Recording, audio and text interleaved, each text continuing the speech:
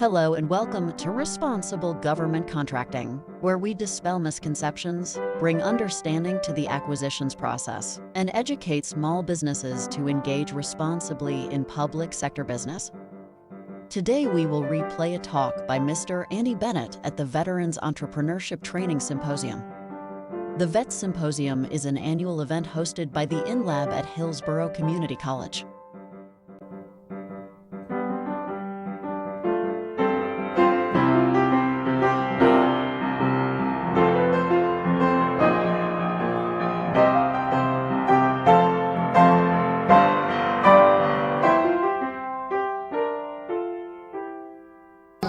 You know how much those contracts are, so a lot of people are wondering about that. So without further ado, Andy Bennett.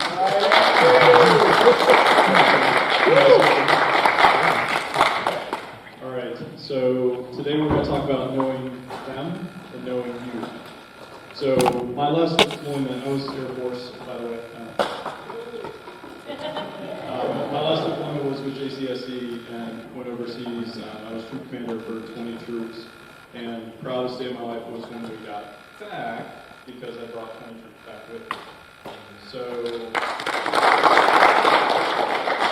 I want to start out today by recognizing all the veterans in the room. Appreciate what you guys did. Been there, done that. Got the t-shirt, got the scars. Appreciate everybody, and happy Veterans Day coming up February.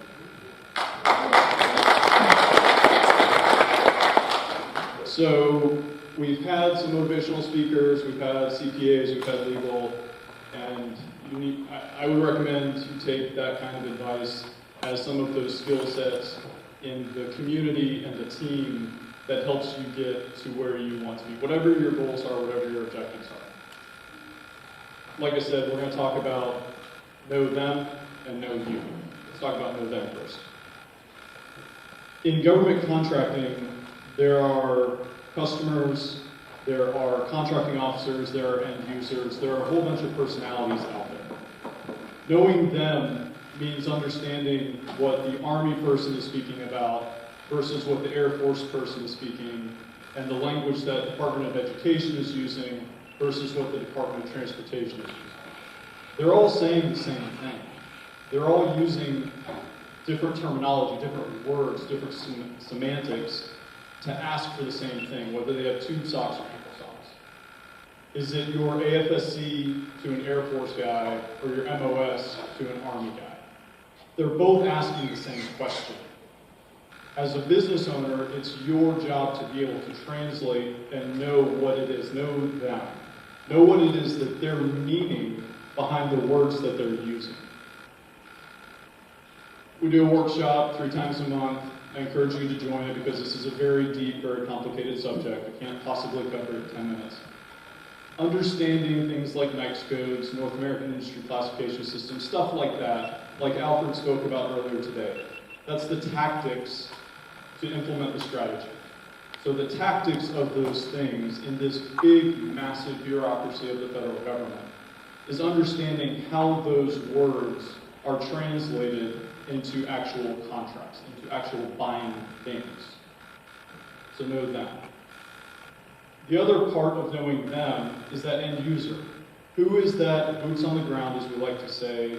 Who is that teacher who is holding the whiteboard marker, the dry erase marker that's actually caring if it's ergonomical or if it's black or if it's blue or if it's red? That's your end user. That's your actual tangible customer.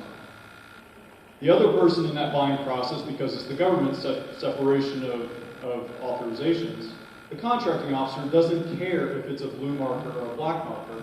They care if you've done it before, if it's risky, if they're taking a chance with your business, if you're a small business, or if you're a large business. The federal government actually doesn't have a designation called large business. They love small business so much that there are only 2 categories of business. There's small business, and there's other than small business. $148 billion last fiscal year was spent on total small businesses.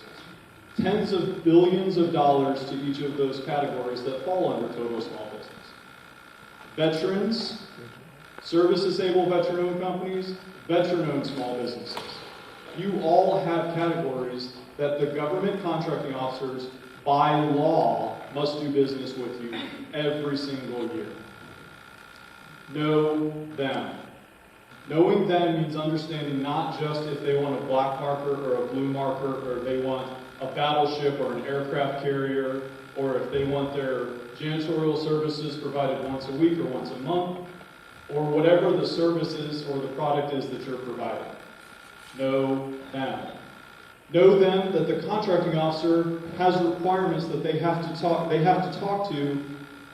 It's so critical that they have to talk to small businesses that there are actual offices in the government that are called Office of Disadvantaged Business, Small and Disadvantaged Utilization. I was talking to somebody earlier today. You know the chain of command, which we all know? In the chain of command, the boss and then subordinate commanders, that little dashed line is usually a lawyer or an attorney, something like that, the administrative control. In the government contracting office, that dashed line is a small business advocate.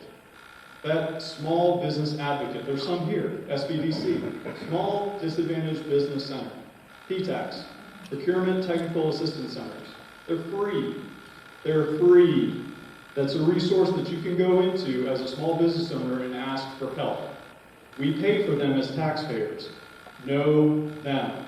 Know the resources that you have available to you, and know that you can go in and ask for help.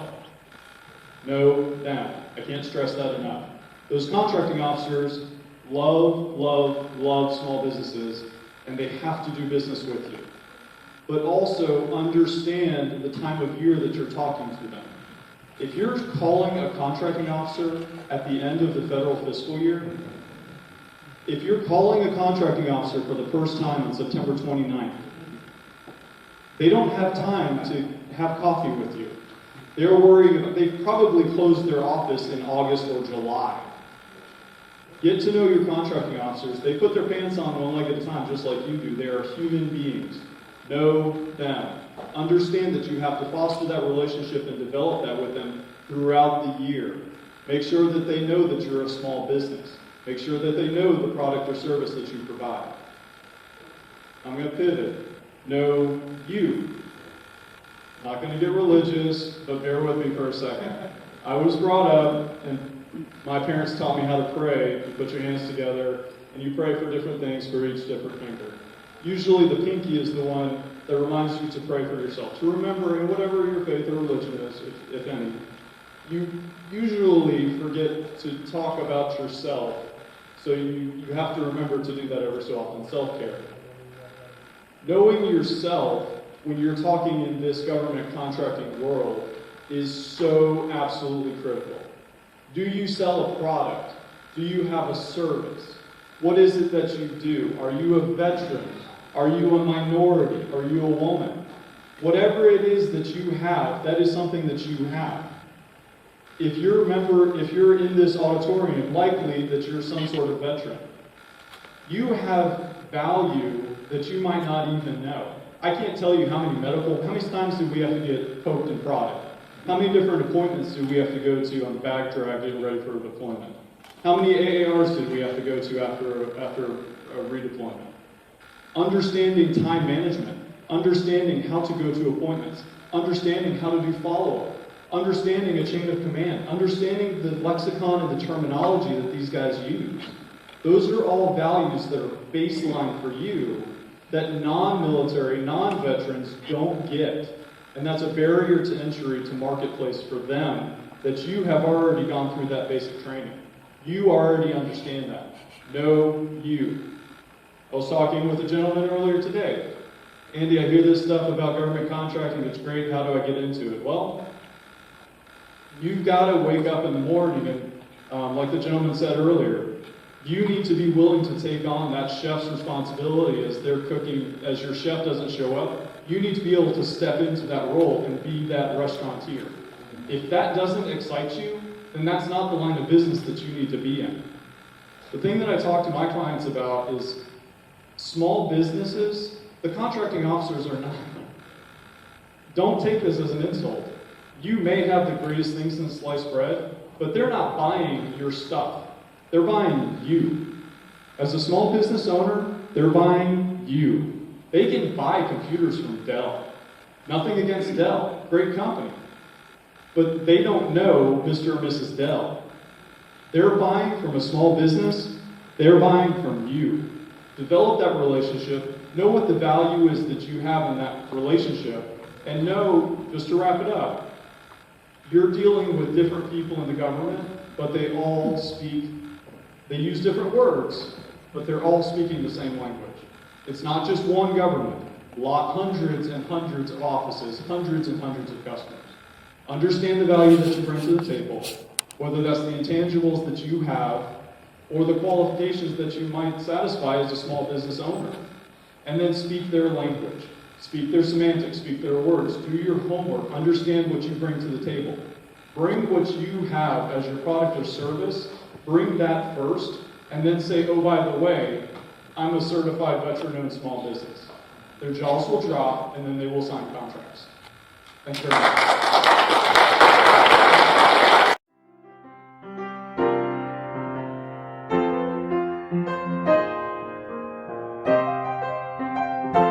Thank you, and find us on the web at nc-rgc.com and join one of our upcoming seminars or workshops.